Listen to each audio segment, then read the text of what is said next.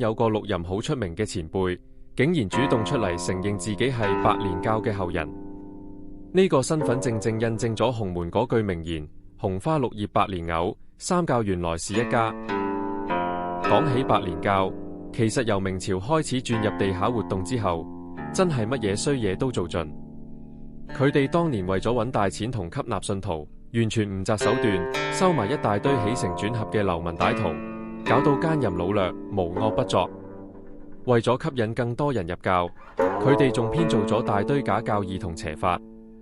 依家我哋睇到混入咗各流派符書入面嘅白蓮教和合法，就知佢哋滲透得幾犀利，可想而知有幾混亂。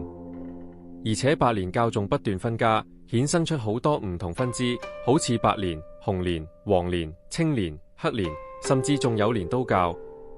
雖然名就各有不同，但入面啲衰嘢其實大同小異，基本上就係好似降頭咁嘅邪術，成日吹捧啲旁門左道，甚至靠淫辱老百姓嚟做噱頭招攬信徒。就係因為佢哋底勢咁邪，由清朝、民國小說到50年代、90年代嘅電影，都有好多作品拍出嚟借古諷今，暗中將白蓮教或者紅蓮教鬧到狗血淋頭。以下就同大家寫一套經典神作，導演版粵語長片《火燒紅蓮寺》1963。呢套絕對係影射呢類邪教嘅代表作。維基百科的洪門資料有之前我貼的天龍洪門福建的腰牌、黑社會的壇、紅花綠葉青蓮藕，三教原來是一家。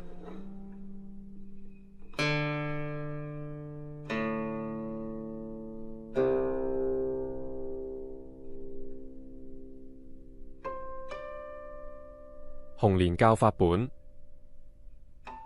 原來早喺70、80年代，陸任嘅長輩去查根問底，竟然俾佢查到陸任其實係源自洪門白蓮教。呢位長輩當時仲私底下喺自己師傅傳落嚟嘅神牌上面，親手加上白蓮真教主呢5個字，當係認祖歸宗。真係有圖有真相，證據就喺度，向有某位知名人士嘅長輩師兄個神牌。以改正陸任乃清朝創作的高州陸任古本符書，陸任知名人士，佢個親師弟的神牌寫法。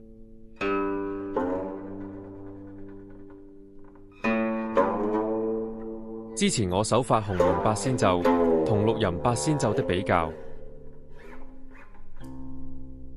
所以話真相其實就係咁簡單。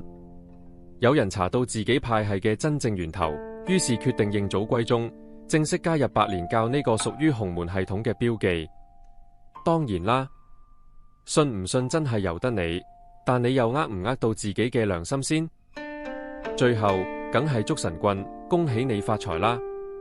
世上咁多老襯，唔穩就你係笨啦。下條片再講過啦，拜拜你條尾啦。